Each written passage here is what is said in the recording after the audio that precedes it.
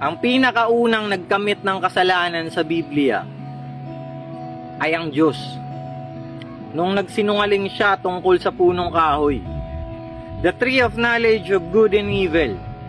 Isang mapagpalang araw po sa ating lahat mga kapanalig sa pag-ibig sa ating Panginoong Hesukristo.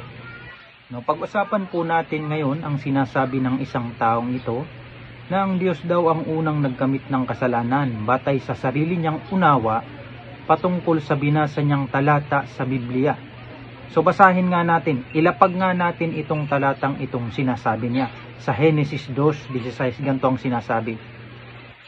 Sinabi niya sa tao, makakain mo ang alinmang bungang kahoy sa halamanan, maliban sa bunga ng punong kahoy na nagbibigay ng kaalaman tungkol sa mabuti at masama.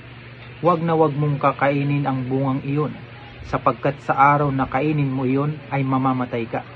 So, dito niya kinuha ang ideya na ang Diyos daw ang unang nagkasala at nagsinungaling sa tao.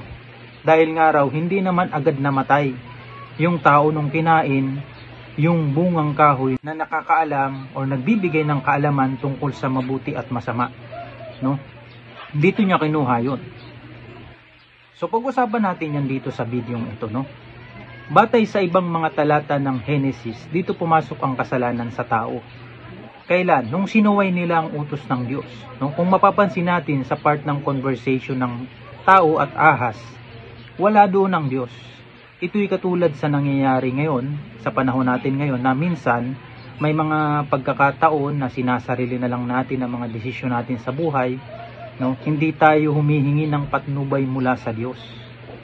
Kaya naman doon sa puntong iyon na pagdidesisyon ng babae, si Eva, doon walang patnubay na mula sa Diyos, isang matatawag po nating free will. Okay? So yun yung binigay ng Diyos sa tao, free will na po yun.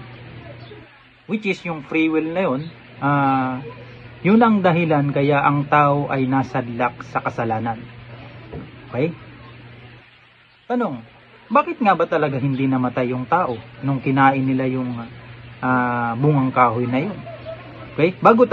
Bago natin sagutin iyan, no, isa-isahin muna natin kung ano ba ang nangyari matapos nilang kainin ang bungang kahoy. Okay? Una, nalaman nila na ang mabuti at ang masama.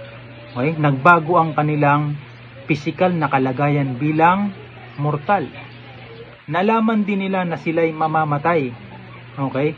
Nagkaroon ng sumpa doon sa ahas at alam nila na sila'y maghihirap dito sa lupa. Okay? At ito pa ang pinakamalupit na nangyari sa araw na iyon dahil yung ugnayan ng tao sa Diyos namatay. Okay? So ito ba yung tinutukoy doon na mamamatay sa tao, yung ugnayan sa Diyos? Okay? Kung titingnan nating maigi, totoo naman na namatay talaga yung ugnayan ng tao sa Diyos. Okay? Pero hindi ito ang tinutukoy na kamatayan dahil literal na kamatayan ang tinutukoy ng Diyos. Okay? Na mangyayari sa tao. Kaya naman dahil sa talatang ito, yung araw din mismo na yun, namatay sila doon. Okay? Ito ang patunay, babasahin ko sa iyo kapatid kung ano yung patunay kung bakit namatay sila sa araw na yun. Okay? Ito ang talata. 2 Pedro 3:8.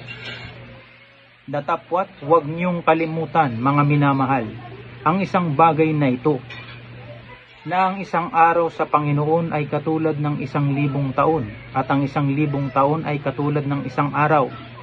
Okay?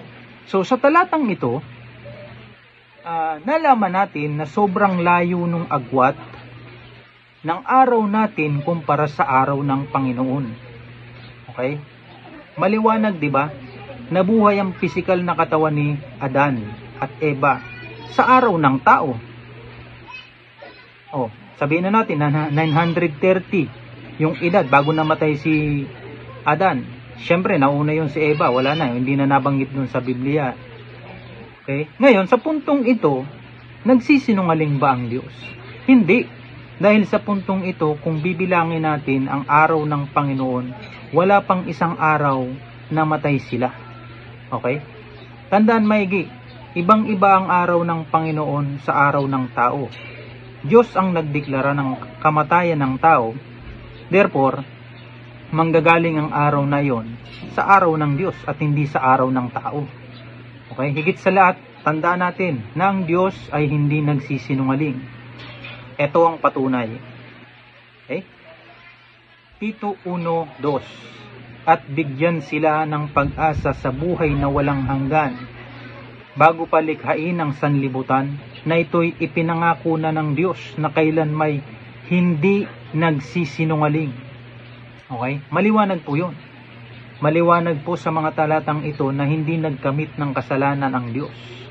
Hindi katulad ng interpretasyon ng taong ito, no, na nagsasabi kanina, na nagkasala daw ang Diyos. Unang nagkamit ng kasalanan. Tandaan po natin yan. Naway magkaroon po kayo ng ideya sa videong ito at patuloy lang magtuklas tungkol sa katotohanan mula sa Diyos. Okay?